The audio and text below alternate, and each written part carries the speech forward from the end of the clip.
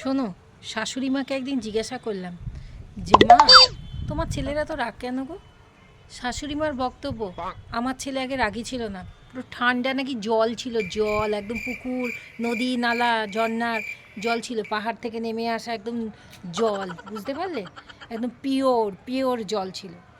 আমাকে নাকি বিয়ে করার পর সে নাকি এরকম চণ্ডালে রাগ হয়ে গেছে, কোনো দিন নাকি রাগী ছিল না।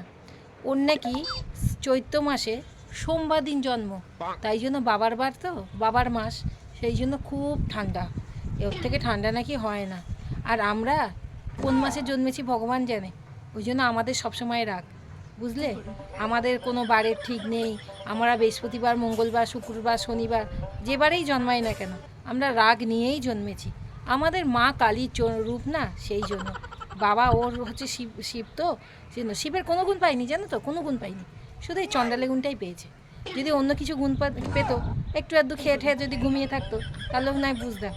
না বাবা, যাক গে, ঘুমিয়ে পড়েছে, এদিক ওদিক থাকলে আরও ভালো হতো।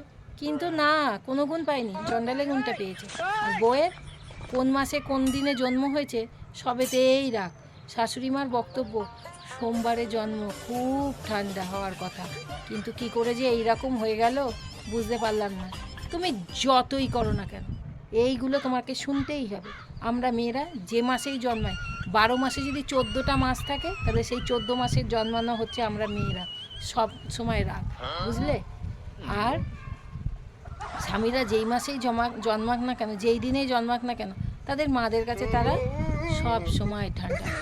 বুঝতে পারলে? বুঝতে পারলে বস? Love you all.